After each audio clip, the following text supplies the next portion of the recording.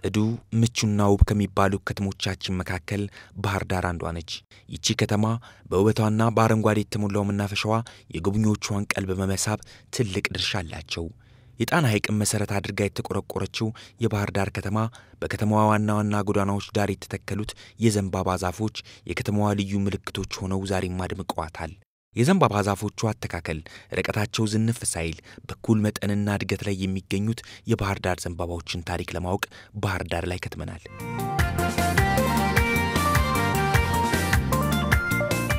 ባህር ዳርን ከሌሎች ከተሞች በተለየ ሁኔታ እንዴት በዘንባባዎችና በአረንጓዴ ተክሎች ልትደምቅ ቻለች? ሌሎች ከተሞችስ በወቅቱ ልክ እንደ ባህር ዳር ሊደምቁና በዘንባባዎች ሊያሸበርቁ እንዴት አልቻሉም?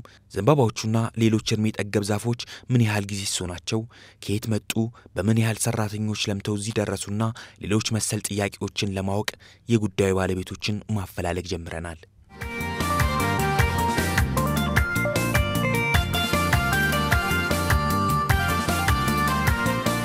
ፍለጋችን ብዙም አድካሚ አልነበረም። በባህር ዳር ህዝብ አንቱታና ክብር የተሰጣቸው ከቀደምቶቹ አንዱ የነበሩትን የባህር ዳር ዘንባባዎች አባትን አገኘን። እኚህ ሰው አቶ ዋሴ አካሉ ይባላሉ። አሁንማ እድሜ ተጫጭኗቸው ህመም ቢጤ ተሰምቷቸው ቤት ከዋሉ ሰነበቱ ተባልን። አቶ ዋሴንም ለማግኘት ወደ ቤታቸው አመራን። ለባህር ዳር ጽዱነት፣ ለባህር ዳር አረንጓዴነት ቀደምት ከነበሩት መካከል ዋነኛውን አቶ ዋሴን አገኘናቸው። አዎ እውነት ነው። አቶ ዋሴም እንደ ባህር ዳር ዘንባባዎች እድሜ ጠገብ ሆነዋል። ጋዜጠኞች መጥተው እርሶን እየፈለጉ ነው መባልን ሰምተው ነቅተው ጠበቁን።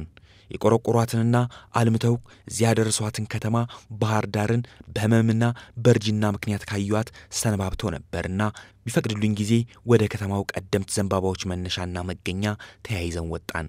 በጉዟችን ስለ ባህር ዳር ከተሜነት ጅማሩ እየነገሩን በመሃል አቋርጠው በትዝታ ጅረት ወደ ኋላ ተመለሱ።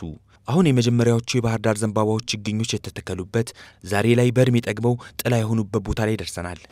ክቡር ሀብተ ማርያም መጥተው ወረዳው ከአስመራ በ8 መኪና አስመጡት። ከዚያ በኋላ ገብረ መስቀል የሚባል ነበረ፣ ሞቷል።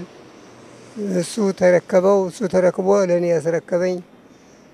አብሮ እኔ ሲሰራ መሪ ሆኖ ስንሰራ ኖርና እዚያ በኋላ የቀረውን ሁሉ ይሄን ሁሉ ደን የኳስ ሜዳውን ደን በየአቅጣጫ ያለውን ሁሉ ዘንባባ በ8 መኪና የመጣውን ተክለን እንደዚህ አድርገን አደረስነው። ከተማይቱን የተቆጣጠርነ አትክልት ተቆጣጣሪ ተባልኩኝ። ከተማዋን የተቆጣጠርኩ ማታም 5 ዘበኛ ያድር ነበር። እንኳን ቀን አድርገን በቁሎ ምናምን እንዳይንከባለልበት እንደዚህ አድርገን ያደረስነው። እንክብካቤው ማርስ በስሩ የሆነ አፈሩ ጋር የተደባለቀ ወዲያውኑ ውሃ ይሰጠዋል። እንዲሁ ነው የደረሰው። የዛሬው ግን ያው እንደምታዩት ያያ ጅራት እየመሰለ ቀረ፣ ምግብ እያጣ። አሁን ሰው ምግብ ካላገኘ ቁሞ ይሄዳል። 300 ሰራተኛ ነበረ በጥዳትና በአትክልት። ያ ሁሉ በትክክል የሚሰራ ነው። ባህር ዳር ደን ዱር ነበረች። ዛሬ እንደምታዩት እንዲያድገን ያደረስን ሰዎች ነን። ምን ይሰማዎታል ዛሬ ላይ እዚህ በመድረሷ ባህር ዳር? እኔ በጣም ደስ ነው የሚለኝ። ወጥቼ እንዲህ ሳየው ህመሙ ሁሉ ይለቀኛል። በጣም ነው የምደሰተው። በእኔ ኃይል የተሰራ አይመስለኝም ሳየው እና ክብር ተመስገን እስካሁን ቆይቻለሁ። ጓደኞች አልቀዋል፣ እኔ እስካሁን አቆይቶኛል። ይሄ እንደምታዩት ነው። ባህር ዳር በዘንባባዎች ብቻ አይደለም የተሽቆጠቆጠችው። ከዘንባባዎቿ በተጨማሪም በሰዓቱ አብረው የተተከሉ ተተክለውም የጸደቁ ዛሬም ያሉ ደብረ ሊባኖስ፣ ስፖዲያና መሰል ዛፎች እንዳሏት አቶ ዋሴ ነግረውኛል። ዘንባባዎችን አለፍ ብለን ለመናፈሻ ቢጤ ከተተከሉት አጸድ ውስጥ ገብተን እድሜ ጠገብ ዛፎቹን እያሳዩን ነው። ይሄ የመጣ ጀርመን ሀገር ነው። ጀርመን ሀገር መጣ። ይኸው እንደምታዩት ተቀብለን እንደ ዘንባባው እንደዚህ ያደረግነው። ዛሬ ይሄ 55 ዓመቱ ነው እንደዚህ ሆነ። እኛም አለነ፣ የሞቱ ወንድሞቻችንም አልቀዋል። ይሄ ታሪክ እየታየ ነው። 95 ዓመቴ ነው። እንደ በማንኛው ጊዜ ወጥቼ ሳልጎበኝ አልቀርም። ደስ እያለኝ በጣቴ የዘራሁት አይመስለኝም። ታሪክ ነውና እሱም እንዲህ ሆኖ ሲታይ ለህዝቡ ቤዛ ነው። የከተማዋ ውበት ለህዝቡ ቤዛ ናት።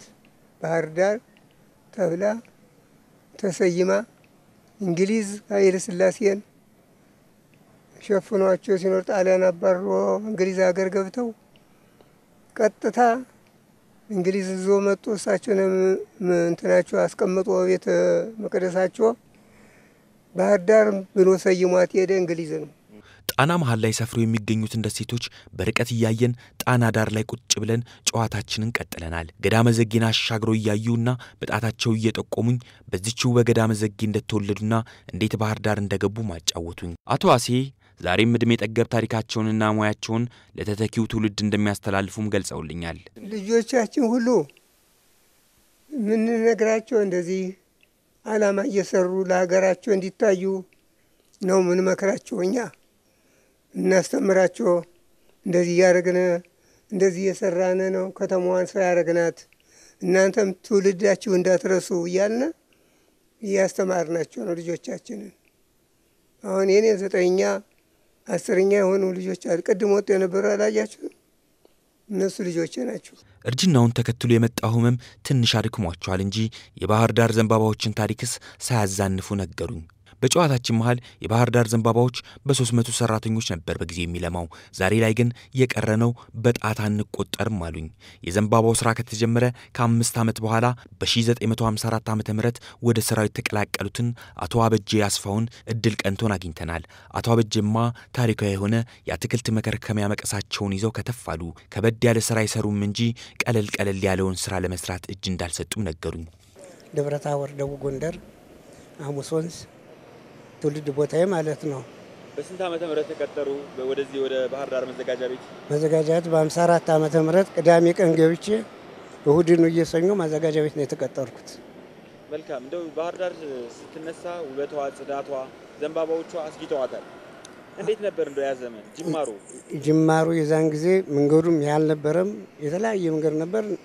የባህር ዳር አውራጃ ገዥና የመዘጋጃ ቤት ሹም ነው ታራሪ ሀብተ ማርያም መጡ። መንገዱን አስቀደዱ። ከዚያ በኋላ ግን ወደ አትክልት ዓለም ዞሩ።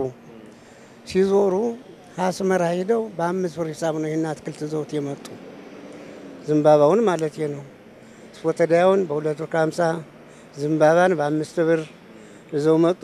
ጣሊያን ነው አትክልቱ የያዘ እንደሆነ የጠደቀ እንደው ገንዘቡን ሊወስድ በሐምሌ በነሐሴ የተክለ ነው ገንዘቡን በመጋቢት ሊወስድ ያልጠደቀ እንደሆነ በደረቀው ሊተካ ሁሉ ይሄ ነው። ፈረንጅ ነው ሰውየው። ገረ መስቀል ይባል ነበር ደግሞ አብሯቸው የሚሰራ እሱኛን ይመራል። እኛ እየተመራነ እየተከልነ እኛ ነን። እንግዲህ ባህር ዳር ዛሬ ላይ ለሚታይባት ጽዱና አረንጓዴነት የአቶ አሴና አበጄ እንዲሁም መሰል ባልደረቦቻቸው የቀን ከቀን ልፋትና ትጋት ውጤት መሆኑ ሀቅ ነው። እግሩ አምርቶት ወደ ባህር ዳር ያቀና ጎብኝና ባለ ጉዳይ ይህንኑ ምስክርነት መስማት የተለመደ ነው። ባህር ዳር ጽዱና አረንጓዴ ገጽታዋን ይዛ ለመጓዝስ ለወደፊቱ ምን እየሰራች ነው ስል እግረ መንገዴን ለሚመለከታቸው ጥያቄን አቅርቤያለሁ። ከተማው በፕላን ሲመራ የጽዳቱም የውበቱም የአረንጓዴ ልማቱም አብሮ የሚያያዝ መሆን ስላለበት ከዚህ ጋር ተያይዞ ከቀደምት አባቶች ጀምሮ እስካሁን ድረስ ያንን ጠብቆ የሚመጣ አሰራር አለን። ከዚህ ጋር ተያይዞ እያንዳንዱ መንገድ ሲሰራ የከተማውን ፕላን ጠብቆ ሲሰራ አብሮ የአረንጓዴ ልማት ስራውም አብሮ ተያይዞ ነው የሚሰራው። በጽዳት አንፃር ሲኬድ የከተማውን ጽዳት ለማስጠበቅ በአጠቃላይ በደረቅ እና በፍሳሽ ቆሻሻ አወጋገድ ዙሪያ በየጊዜው ከከተማው ህዝብ ጋር ተመጣጣኝ የሆነ አሰራር ስልት አለን። በዚህ መንገድ ነው የሚኬደው። ለምሳሌ የደረቅ ቆሻሻ የ10 ዓመት ኢንቴግሬትድ ሶሊድ ዌስት ማኔጅመንት ፕላን አለን። በዚህ ፕላን አተገባበር የህዝቡ መጠን የቆሻሻው መጠን እንዴት ነው እየተባለ ከዛ ጋር ተያያዥውን አሰራር በየጊዜው ይነደፋል እና ያንን እያየን በጥናት ነው የሚተገበረው። ስለዚህ በዚህ መሰረት ነው የፍሳሽ ቆሻሻ ማወጋገዳችንም ከዚህ ጋር አያይዘን ተግባራዊ እናደርጋለን። ከዚህ አንፃር ህብረተሰቡም ደግሞ ከጊዜ ወደ ጊዜ የከተማውን ውበት ስታንዳርድ ለማስጠበቅ ኃላፊነት ተሰምቶት ሁሉም ሰው ያንን ለመተግበር ጥረት ያደርጋል።